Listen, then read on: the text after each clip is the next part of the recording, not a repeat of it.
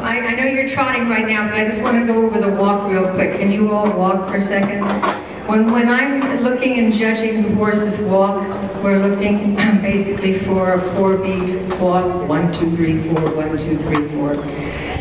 And we want to see that the hind legs overstep the front foot imprint. And you judge, and when we're judging in a collective walk, the hind legs should step up to the front foot imprint. Medium walk should be 1 to 2 hoof prints beyond the front foot imprint. Extended walk and free walk should be 3 to 4 hoof prints to get an 8, a good walk. We also want to see that the front feet to reach out to the drop point of the nose to see that they're swinging through their shoulders and using their back. And you also want to see their ability to step forward and up and under with their hind leg.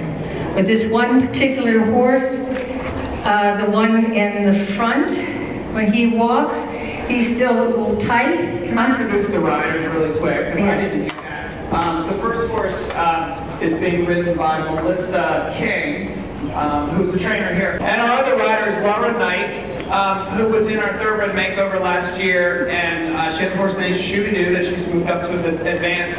And she was also the trainer at Maker's Mark Secretariat Center, so she's, you know, she rides thoroughbreds all day long every day.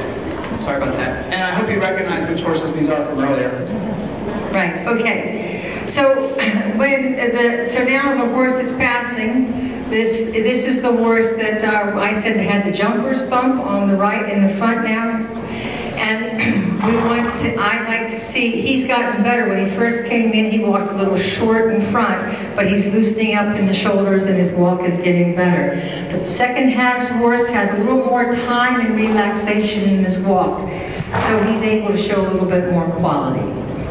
So when I go, and if I was to teach the judges to judge, I would say to them at all levels that a horse cannot get more than a 6 in his walk if the hind feet don't track up to the front foot, period. So it's very important. The front feet should drop forward to the drop of the nose, reach forward, and then the hind foot should track up to the front foot imprint, period, to get more than a 6, all right? So we trot, please. Again, both horses need just development and encouragement and the suppleness. The first horse here in the front is tracking up. He looks to me, he's still, in my opinion, needs to be working on the hind leg because he's a little loose in his stifles, and that will help and encourage him and give him more strength. And the second horse, who has the stronger hind end, but still needs to loosen up and swing more in his hips.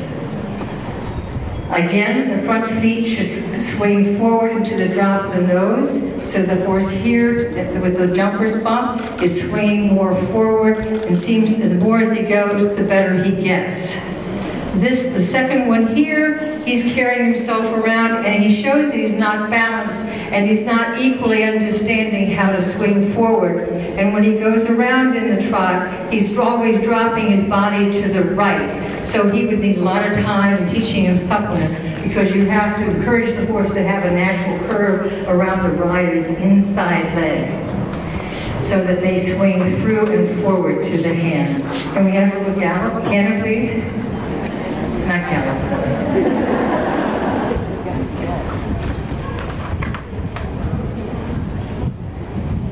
This big horse here, again, he's doing his best. He's probably never gotten up off his inside shoulder, so he carries himself around. But he has a nice gallop, and he's relaxed. And the second one, he's a little more tense, and obviously he needs a little more time to get his bearing and be comfortable in the canter. Okay? Yeah, okay. Now walk, because I appreciate this is hard to do. But the trot is a 2-beat rhythm, diagonal pairs.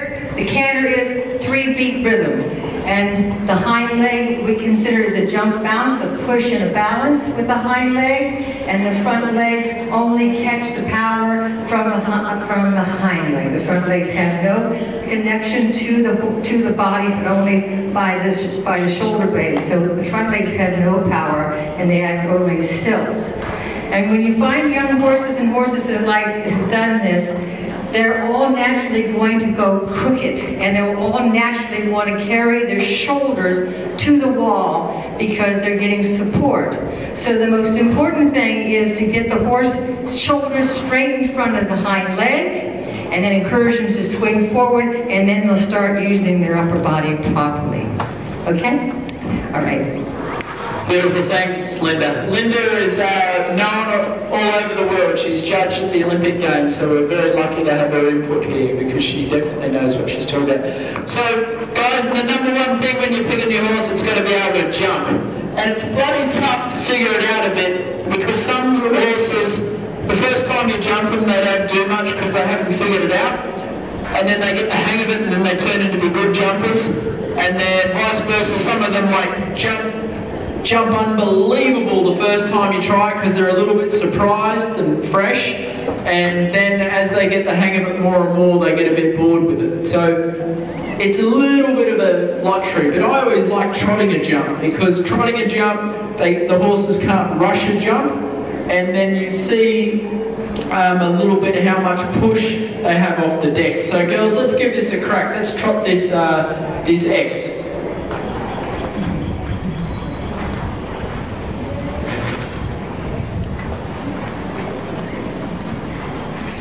And for a potential eventer, they can be the nicest mover and the prettiest horse, but if you don't feel they're good jumpers, you don't want them. Pretty good. See how he sort of pounced off the deck a bit and lifted his knees up? So I like that. Good, and that guy was just a little bit lower and a little bit quicker in his jump. For eventing, we want a big, slow, scopy jump. Girls, we're going to do that again and see if we can land in canter this time. So the first one I'd give an A+, and the second guy I'd give a B, but you wouldn't ding him. Like you wouldn't ding the second one. You've got to watch him go a fair few times. I'm going to try and canter away. Come on, boy. Good, so the second one's better. Good, let's go up 4 with the X, please. Very good, let's circle down there one time. Remember, jumping, you can always improve. It's a bit like a horse's movement. You can improve it a wee bit, but their natural instinct is the thing that we're trying to quickly figure out in a short period of time. Is what's their natural ability. And we want a horse with great natural instincts and natural ability. And sometimes having them bump a jump and then watching them come, let's go again. Watching them come again tells us a bit too.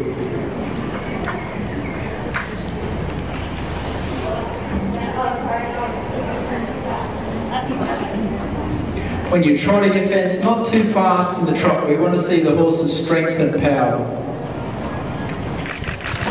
Good, and we see that the horse had a little bump there. We're going to remember that for next time. You see how he sort of just tapped the jump with his pastern then. And we've got to see on this next attempt when he comes, if he tries a bit harder, if he does it again.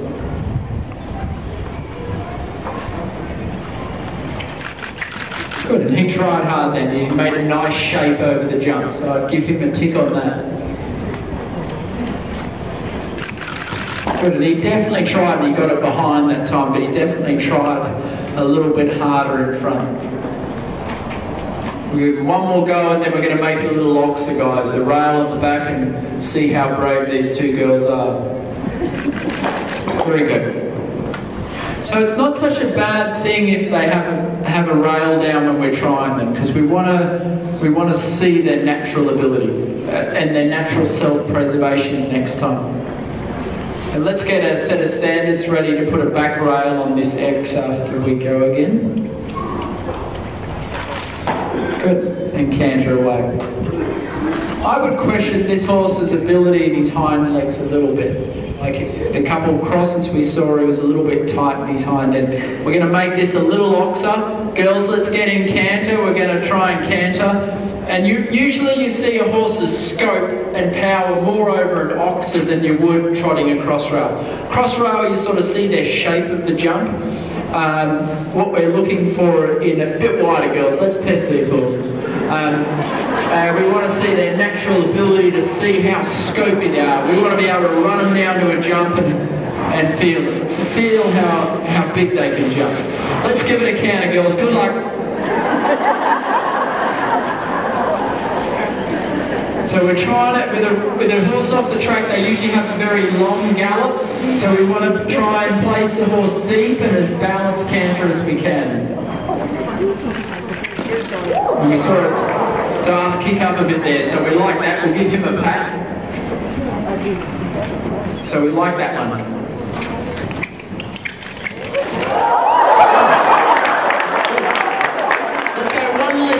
Next time, but hey, we got to appreciate that horse was looking at the jump and he tried his heart out. So it wasn't a great jump, but hey, he had a go and he tried. Let's go again, girls. One more oxer each. So the second horse we want to jump a little bit out of stride, and the first horse I want you to jump it exactly the same. And somehow when you're trying your thoroughbred, you've got to go through this process, because if they're a rubbish jumper, I would recommend you to keep shopping. So we've got to test them. Right, let's push him up to it a little bit more this time. Little cluck. All right, that's all right. He's very green, this horse.